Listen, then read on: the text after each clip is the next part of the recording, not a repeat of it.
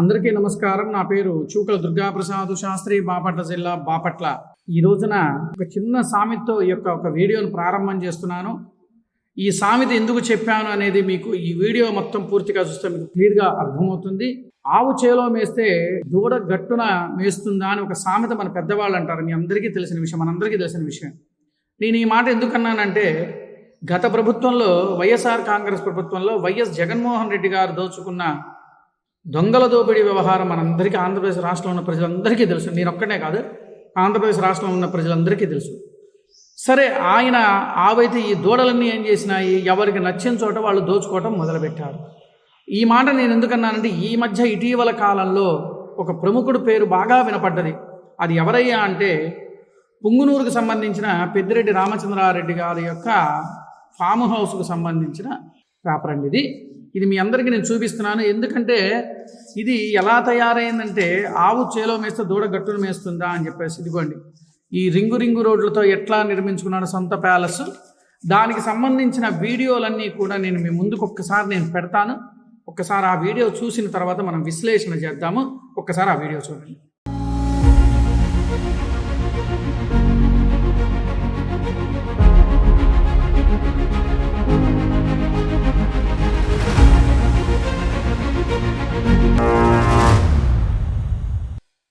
చూశారు కదా, ఆ వీడియోను అవన్నీ చూశారు కదా.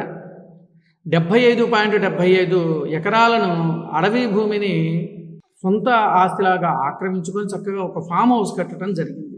అసలు విచిత్రకరమైన విషయం ఏంటంటే, మనము ఎంతో కష్టపడి పన్నుల రూపంలో కానీ లేదంటే ఇంకా ఇతరత్ర మనం కట్టుకుంటూ మనం గవర్నమెంట్కి, మనం ఏ గవర్నమెంట్కైనా మనం చలానాలు కడుతూ ఉంటాం, అంటే కడుతూ ఉంటాం, ట్యాక్స్లు కడుతూ ఉంటాం. వీళ్ళు దోచుకోవడానికి వైఎస్ఆర్ కాంగ్రెస్ ప్రభుత్వం వాళ్ళు ఏ విధంగా దోచుకున్నారంటే, కొంతమంది నాయకులు కూడా ఉన్నారు. ఒక ఆమెమో టికెట్ల రూపంలో దోచుకొని దర్శనాల రూపంలో దోచుకుంది ఒక ఆయనేమో రేషన్ బియ్యం మీద దోచుకున్న నాయకులు ఉన్నారు కొంతమంది భూ కబ్జాలు, కొంతమంది ఎట్లా కొన్ని ఆయా సంబంధించిన వాళ్ళకి ఏవైతే ఉన్నాయో వాళ్ళకి ఏది అనుకూలంగా ఉన్నదో ఆ అనుకూలాన్ని వాళ్ళు సద్వినియోగం చేసుకున్నారు. నేను అందుకే మీకు మొదట్లోనే చెప్పా, ఆవు చేలో మేస్తే దూడ గట్టును మేస్తుందా అని.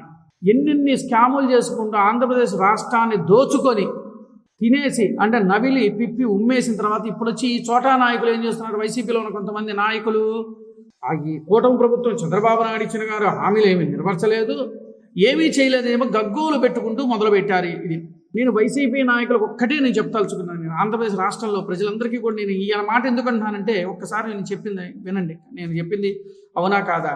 ఆంధ్రప్రదేశ్ రాష్ట్రంలో ఉన్న ప్రజలు ఎవరు కూడా ఈ ప్రభుత్వం ఇస్తున్న హామీలు ఎందుకు ఇవ్వట్లేదని చెప్పి ఏ ఒక్క ప్రజలు కూడా అడగటల.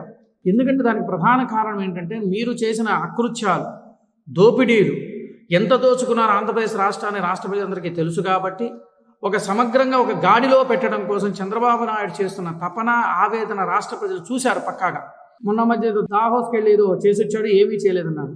చేశాడో చేయలేదో రేపు కంపెనీలు వస్తే అప్పుడు మీరు మాట్లాడతారు. కానీ కంపెనీలు వస్తాయి కదా, ఆ రోజున మీకు తెలుస్తుంది. ఒకటి, చంద్రబాబు నాయుడు ఎంత అహర్నిశలు కష్టపడుతూ ఆయన దేనికి ఇచ్చిన డబ్బులు దానికే కేటాయించిస్తున్నాడు. ఇప్పుడు మొన్న ఈ మధ్య ఇటీవల కాలంలో పోలవరం ప్రాజెక్టు కోసం ఎన్ని వేల కోట్ల రూపాయలు కేంద్రం మంజూరు చేస్తే ఆయన నన్ను ప్రెస్ మీట్ పెట్టి చంద్రబాబు నాయుడు గారు చెప్పారు, ఆ డబ్బులు దానికే తప్ప దేనికి మేము వినియోగించము అని చెప్పని.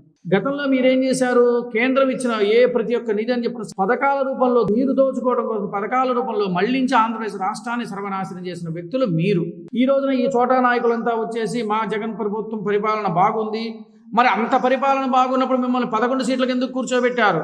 ఆంధ్రప్రదేశ్ రాష్ట్ర ప్రజలు పిచ్చోళ్ళేం కాదు. ఇవాళ చంద్రబాబు నాయుడు గారికి పట్టం కట్టారు అంటే దానికి కారణం ఏంటంటే, ఆయన అభివృద్ధిలో ముందుకు తీసుకుపోతాడు, సెల్ఫ్ ఎంప్లాయ్మెంట్ పెరుగుతుంది, ఆంధ్రప్రదేశ్ రాష్ట్రానికి మన అభివృద్ధి చెందుతుంది అని చెప్పేసి ఆయనకి పట్టం కట్టి ఆయనకి ఇవ్వటం జరిగింది. అంతేగాని ఏదో మనం వచ్చింది నోటికి వచ్చినట్టు మాట్లాడేసి బురద చల్లాలి అనుకుంటే ఎవరు రాష్ట్ర ప్రజలు ఎవరు నమ్మే శక్యతలో, ఎవరు నమ్మే స్థితిలో ఎవరు లేరు. సో అందువల్ల ఏంటంటే, ఆ యొక్క వైసీపీ నాయకులారా, చోటా నాయకులారా, బడా నాయకులారా, మీరు చెప్పే ముందు మాట్లాడే ముందు ఒకసారి సిగ్గుండాలి మనం మాట్లాడేటప్పుడు. ఈ మాట మీరు బాధపడ్డా నాకు ఇబ్బంది ఏం లేదు, నేను స్పష్టతగా నేను చెబుతున్నాను.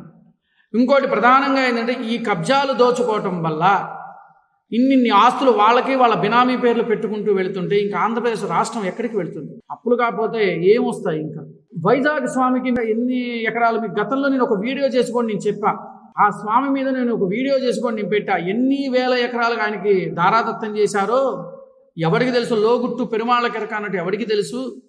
ఇవాళ ఒక్కొక్కటి బయటకు తీస్తూ ఉంటుంటే వీళ్ళ చరిత్రలు బయటకు వస్తున్నాయి. రాష్ట్ర ప్రజలారా, నేను ఈ చెప్పిన మాటలన్నీ కూడా మీకు నచ్చినట్లయితే ఈ వీడియోని లైక్ చేయండి, అలాగే షేర్ చేయండి, అలాగే కామెంట్స్ ఖచ్చితంగా తెలియజేయాలని చెప్పని కోరుకుంటూ ఉన్నాను. నమస్కారం.